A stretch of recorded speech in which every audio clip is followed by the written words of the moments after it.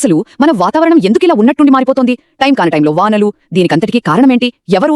ఆ ప్రాథమిక విషయాల్లోకి ఒకసారి వెళ్దాం. మొదటిది, అసలు ఈ వాతావరణ మార్పంటే ఏంటి? దీనికి కారణం ఎవరు? చూడండి, ఒక ప్రాంతంలో సాధారణంగా ఉండే టెంపరేచర్, వర్షపాతం లాంటివి అసాధారణంగా మారడాన్నే వాతావరణ మార్పు అంటాం. దీనికి ప్రధాన కారణం మనమే, అంటే మన కార్యకలాపాలే. ఫ్యాక్టరీలు, వాహనాల నుంచి వచ్చే కాలుష్యం, చెట్లు నరికేయడం, విపరీతమైన ప్లాస్టిక్ వాడకం, వీటన్నిటి వల్ల మన భూమి వేడెక్కిపోతుంది. రెండవది, మరి దీని పర్యవసానాలేంటి? ఈ మార్పుల వల్లే అకాల వర్షాలు, కరువులు, వరదలు, పెద్ద పెద్ద తుఫానులు, అడవుల్లో కార్చిచ్చులు, ఇలాంటివన్నీ మనం చూస్తున్నాం. అంతేకాదు, ధ్రువ ప్రాంతాల్లో మంచు కరిగిపోయి సముద్ర మట్టాలు పెరుగుతున్నాయి. దీనివల్ల మన తీర ప్రాంతాలకు ముంపు ప్రమాదం కూడా ఉంది. ఇది మన తిండి గింజల మీద కూడా పెద్ద దెబ్బే కొడుతుంది. చివరిగా, సరే మరి మనం ఏం చేయగలం? పర్యావరణానికి మేలు చేసే జీవనశైలిని అలవాటు చేసుకోవడం ఇప్పుడు చాలా ముఖ్యం. అంటే ప్లాస్టిక్ వాడకాన్ని పూర్తిగా తగ్గించేయాలి. దానికి బదులు గుడ్డ సంచులు వాడొచ్చు. ఇంకా చెట్లు నాటడం, కరెంట్ ఆదా చేయడం, వినాయక చవితి లాంటి పండుగలకి మట్టి విగ్రహాలు వాడటం. చూడ్డానికి చిన్నవే అయినా ఇలాంటి మార్పులు మన భూమిని కాపాడటానికి చాలా సహాయపడతాయి.